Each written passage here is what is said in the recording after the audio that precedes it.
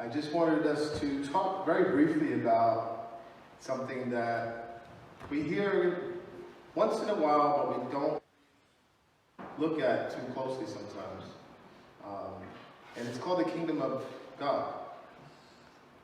And if you look at the New Testament, Jesus talks about the kingdom of God more than probably anything else. And the irony is that we don't really talk about it too much. In this day and age, we talk a lot about our personal faith. And it's true. We have a personal faith. We should. But in Luke, the 13th chapter, and this is basically a very short verse, Jesus says, what shall I compare the kingdom of God? What's he going to compare it to? And he goes on in the next verse, and he says, it's like yeast that a woman took and mixed into about 60 pounds of flour until it worked all through the dough. Anybody a baker here? I know there's at least one. Anybody eat baked goods?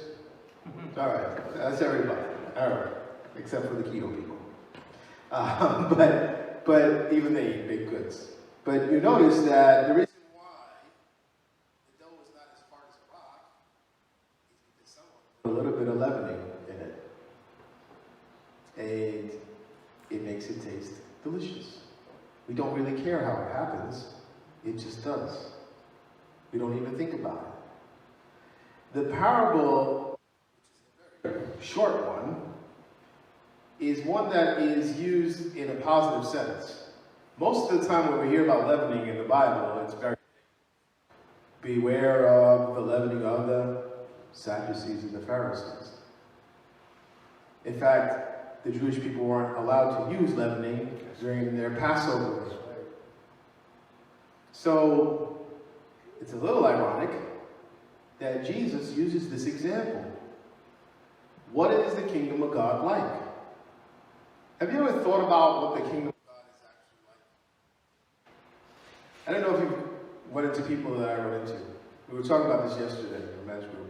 I run into people that have bunkers, and they've got guns, and they've got all kinds of things and property, and they have all kinds of contingencies for when the world ends. And it's kind of ironic. Sometimes I think about it. I don't know what you're going to do with all that stuff. But someone has to be the last person standing, I guess, right? And that's their thought.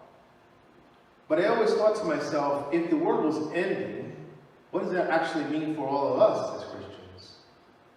That means that the kingdom of God will be coming in its fullness. You see, we have a taste of we have an example of what it's like. But we still have a lot of problems in this world.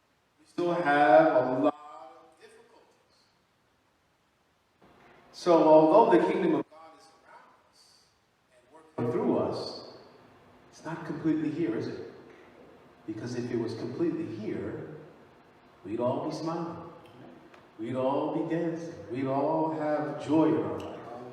We wouldn't be crying. We wouldn't be worried about aches and pains and all kinds of other anxieties in the world. We wouldn't have to. But this parable is extremely short. Have you ever thought about what leavening actually does? By the way, it's usually like baking powder or yeast or something that lightens dough. And what's interesting is that we live in a heavy world, don't we? We live in a world that is full of everything we don't want. Hate, anger, depression, anxiety, stress, all the things that are weighing us down. It's like a heavy dough. You ever eat dough that's really heavy? Doesn't taste good. No, see, I'm going by the baker. She's like, nope, that's not good. Leaven allows it to get light. And you don't need a lot of it. Really small amount. And this, I want to make that point. Because prior to this, if you look at the verse or two before this, Jesus compares the kingdom of God to a mustard seed. I don't know if you've ever seen a mustard seed. Some of us are going to need to get our cheaters on to see a mustard seed because it's really hard to see. Yet, when it grows up, it looks nothing like the seed, does it? It becomes one of the biggest plants in a garden. Actually, it's almost like a tree. So Jesus is trying to tell something in a very short parable, saying that the thing that we have in this world, the kingdom of God, is very small, but very, very influential. I don't know if you've realized that. I know that, like I said before, a lot of times, we talk about leaven. In Matthew 16:6, it says, "Take heed and beware of the leaven of the Pharisees and Sadducees." In 1 Corinthians, Paul talks to the Corinthians in chapter 5, verse 7. He says, "Cleanse out the old leaven that you may be a new lump." Not an old lump. As you really are unleavened.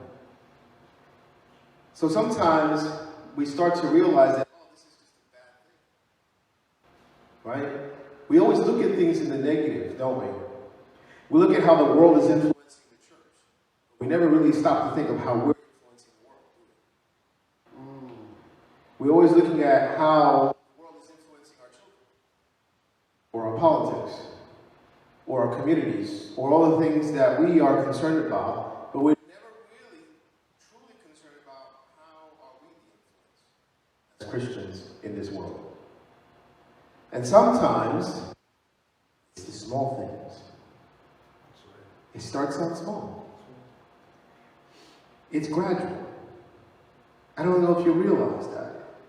Even in here, you look in the parable and why? Because it only takes a little amount. It only takes a small effort to change things. I know that sounds somewhat naive, maybe a little too optimistic, but that's where it starts, doesn't it? It starts with something small. Have you ever noticed how many people follow Jesus?